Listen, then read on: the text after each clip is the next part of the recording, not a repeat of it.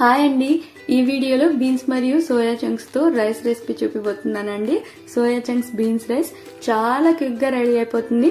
అలాగే టేస్ట్ కూడా ఎంతో బాగుంటుంది అనమాట. చిన్న పిల్లల నుంచి పెద్దవాళ్ళ వరకు కూడా ఇష్టంగా తింటారు. లంచ్ బాక్స్ లోకి ప్యాక్ చేయాలనుకుంటే ఇది బెస్ట్ ఆప్షన్. సో మిస్ అవ్వకుండా తప్పకుండా దీన్ని ట్రై చేయండి. దీన్ని ప్రిపేర్ చేసుకోవడానికి ఫస్ట్ ప్యాన్ లోకి 2.5 టేబుల్ స్పూన్ వరకు ఆయిల్ తీసుకున్నానండి. 1 టేబుల్ స్పూన్ పోపు దినుసులు, ఉద్దిపప్పు, ఆవాలు, శనగపప్పు మరియు జీలకర్ర కలిపి తీసుకోండి. అలాగే 1/4 టేబుల్ స్పూన్ అంత సోంపు యాడ్ చేసుకుని చక్కగా వాటిని చిట్టుపట్లాడి రంగు మారేంత వరకు వేగనివ్వండి. ఈ విధంగా ఫ్రై అయిన తర్వాత ఒక చిన్న అల్లం ముక్క, 5-6 వెల్లుల్లిపాయ రెబ్బలు, 1/4 టేబుల్ స్పూన్ అంత మిరియాలని కచ్చపచ్చగా దంచి యాడ్ చేసుకోండి. అలాగే ఒక చిన్న సైజు ఉల్లిపాయని పొడవాటి ముక్కలుగా కట్ చేసుకోవాలి.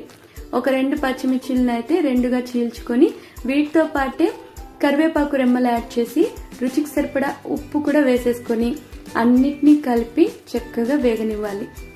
మనకు ఉల్లిపాయలు అయితే వాటిలో ఉన్న పచ్చివాసన పోయేంత వరకు వేగనిస్తే సరిపోతుందండి. ఇప్పుడు ఇందులోకి 1/4 కప్పు బీన్స్ ఉంటాయి కదా అండి, వాటిని చిన్న చిన్న ముక్కలుగా కట్ చేసి యాడ్ చేసుకోవాలి. 1/4 టీ స్పూన్ పసుపు వేసేసి ఈ బీన్స్ ని మిగిలిన వాటితో పాటు కలిపి బీన్స్ చక్కగా ఉడికిపోవాలన్నమాట, అంతవరకు వేగనివ్వాలి. ఈ విధంగా మనకు బీన్స్ ఉడికిన తర్వాత ఇందులోకి నేను ఒక 1/2 కప్ వరకు సోయా చంక్స్ అయితే ముందుగానే వేడి నీళ్ళల్లో ఒక 5 నిమిషాలు ఉడికించుకున్నానండి. ఒక 5 నిమిషాలు ఉడికిన తర్వాత ఒక 2 సార్లు కడిగేసి ఎక్సెస్ వాటర్ అంతా కూడా మనం పిండేసేయాలన్నమాట. వీటిని మీరు ఇలా పెద్దవైతే చిన్న చిన్న ముక్కలుగా తుంచి కూడా యాడ్ చేసుకోవచ్చు. అది కాకుండా చిన్న సైజ్ సోయా చంక్స్ అంటే అలాగే యాడ్ చేసేసుకోండి. ఇప్పుడు ఇవి కూడా బాగా కలిసేలాగా మనం చక్కగా కలుపుకుంటూ మిక్స్ చేసేసుకోవాలి.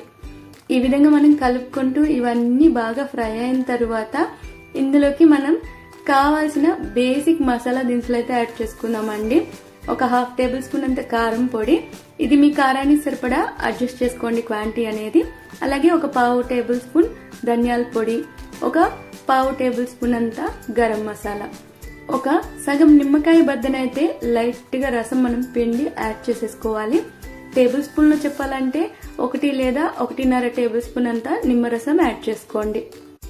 ఇప్పుడు మనం ఇందులో యాడ్ చేసిన పొళ్ళు కానీ ఇంకా నిమ్మరసం ఉంది కదా, ఇవి అన్నిట్లోకి బాగా మిక్స్ అయ్యేలాగా కలుపుకుంటూ ఒక 2-3 నిమిషాలు ఫ్రై చేసేసుకుంటే పచ్చివాసన పోయి చక్కగా కలిసిపోతుంది అనమాట. ఇలా కలిసిన తర్వాత మాత్రమే ఇందులోకి పొడి పొడిగా ముందుగానే ఉడికించి పెట్టుకున్న రైస్ యాడ్ చేసుకోవాలి. నేను ఇక్కడ బాస్మతి రైస్ యాడ్ చేసుకుంటున్నానండి. మీరు ఏ టైప్ ఆఫ్ రైస్ అయినా యాడ్ చేసుకోవచ్చు. నేను 2 కప్పుల రైస్ అయితే యాడ్ చేశాను. అలాగే తరిగిన కొత్తిమీర ఫైనల్ గా మనం వేసేసి ఇది మొత్తం బాగా కలిసేలాగా హై ఫ్లేమ్ లేదా మీడియం ఫ్లేమ్ లో పెట్టి చక్కగా మిక్స్ చేసేసుకోండి. ఈ విధంగా మొత్తం అంతా కలిసేలాగా మిక్స్ చేసేసుకుంటే టేస్టీగా మన సోయా చంక్స్ బీన్స్ రైస్ అయితే రెడీ అయిపోయింది. చూసారు కదా అండి, సింపుల్ ప్రాసెస్ అనమాట, కానీ టేస్ట్ మాత్రం చాలా చాలా బాగుంటుంది.